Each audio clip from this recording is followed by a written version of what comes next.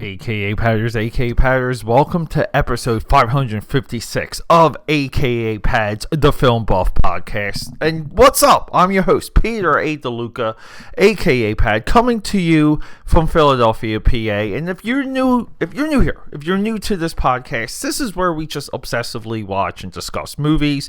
I pretty much just pick one movie, give you some thoughts, some insight, some memories, maybe give you a little bit of that vein, that crack, that crevice of why that movie is important, or if it's not even worth your time at all. And that's what we do here. Now, given there's very few reasons not to ever watch a movie. We promote expression, we promote ideas, we promote the art form. There's always something to discuss. And I feel like that's where we are with this one. 2022, A Man Called Otto. O-T-T-O. The movie should just be called Otto, because I just think on an advertising sense, that would be so much more awesome. Starring Tom Hanks, directed by the fantastic, the great, the filmmaker Mark Foster. He's the guy that gave us my absolute favorite James Bond movie of all time, the maligned, the one that people hate the most. And that's somewhat of an ongoing theme of this podcast. If someone hates it, the film buff loves it, and he'll tell you why. I'm talking about 2008's Quantum of Solace, the direct sequel to the Casino Royale. Right where Casino Royale ends, Quantum of Solace takes off. It's almost like a two-part movie. It really is. It's part one, part two. But moving on, if you're not familiar with Mark Foster came onto the scene in 2001 with Monsters Ball, one of the best movies of that year, best movies of the early 2000s, deserved every single Oscar nod, idea, lick. It deserved the gold. It really did. It was great to see that movie go through contention. His follow-up to that, 2004, Finding Neverland. And we've spoken about Peter Pan on this podcast. The new Peter Pan movie, by the way, go check that on Disney+. I really love that movie. Finding Neverland, Johnny Depp, Kate Winslet. Johnny Depp plays James Barry. He's the author, the creator of Peter Pan. And this movie's touching because it goes into the idea of the charity and just how much James Barry was connected and liked children, hopefully not in a Michael Jackson way. Then we have Stay. I have not seen Stay in 2005. 2006, Stranger Than Fiction. Fantastic movie with Will Ferrell. 2007, The Kite Runner. We went through 2008, Quantum of Solace. 2011, Machine Gun Preacher, starring the great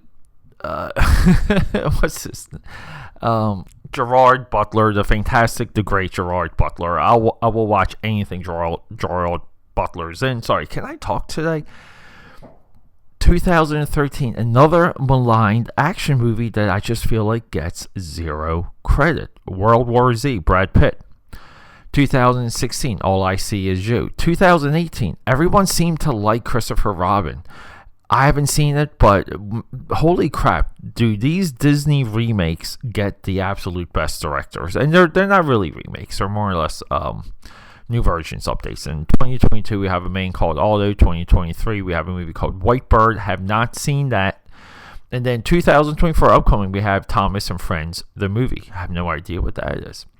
And just to give you a little bit of an idea of where this is probably Tom Hanks's, like 2022, this is really Tom Hanks's comeback year, because between Elvis, Pinnochio, and Man Called Otto, we talked about Pinnochio, Robert Zemeckis on this podcast too, another Disney remake. I'm only calling them remakes because there's nothing else people call them. But yeah, 2022, Tom Hanks was great in Elvis, he's great in Pinocchio, he's great in this movie. But before that, we kind of have movies that people kind of moved on and they forgot. Finch, News of the World, Greyhound, Beautiful Day in the Neighborhood, where he plays Mr. Rogers. And he's kind of, again, like Tom Hanks is in the zone of just going through roles of his age. But it doesn't mean he's not great. Doesn't mean he's still not awesome. We saw a very similar pattern with someone like Paul Newman. If Paul Newman was alive today, trust me, he would be doing some of the animated voiceovers, or the as I call it, animation acting. People call it voice acting. But this movie's great.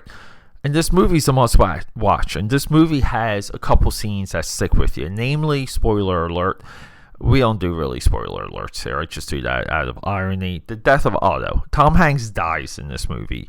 And it's sad and it's heartbreaking. And if you ever had a loved one that you discover, or someone that you're close to, or someone that you know that was discovered that passed, it is that touching. And this movie tugs on the heartstrings. It tugs with him meeting his wife and the wife passing, and him just basically trying to commit suicide, endlessly trying to commit suicide, sometimes with comedic results. And that's almost the point and the nuance of the movie, and that's the art of this type of storytelling.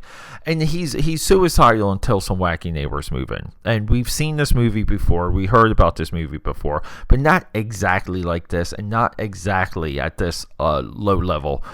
By low level, I mean that the story itself comes off as low level. And trust me, it's not, because the acting, the ideas, the setting is set in Pittsburgh. All of these things come through. And this movie too, like when I looked up, I was kind of expecting it to take a loss, but the budget for this movie was $50 million. You see it on screen, right? Like, great low budget movie. Again, I feel like this type movies like Otto will, and it's so great to see somewhat of a drama or comedic drama do something, because for $50 million, this movie grossed $112 million, or close to like 113. That is exactly what we need to see within dramas. We need to see mid-budget movies come back. The bigger budget stuff is killing Hollywood. It's exhausting the resources of the studios. The mid-budget movies should be roaring back. And given, for today, independent movies pretty much coming in right around 10 to 20 million. That's all doable. You can do 10 million on crowdfunding if you have a big enough following, or have a project that really gets people talking. But this movie is a definition of a drama. It's a definition of a movie. It's a definition of a drama with a little bit of comedy. Think as good as you get. But of course, for that style of movie, nothing is as good as Greg Kinnear and and Jack Nicholson in that movie. I just laugh because I always think about the line, "You can shampoo my crotch." It's one of the best movie lines of all time. But people, don't sleep on Otto. I believe it's available on. Holy crap! I forget what where I saw it. I think I might have seen it on Netflix. But either way. Check all your streaming services. I'm usually pretty good with telling you guys where I watched something. I did not remember this time. Go check all your streaming services. Search for A Man Called Otto, or just search OTTO. You'll find it.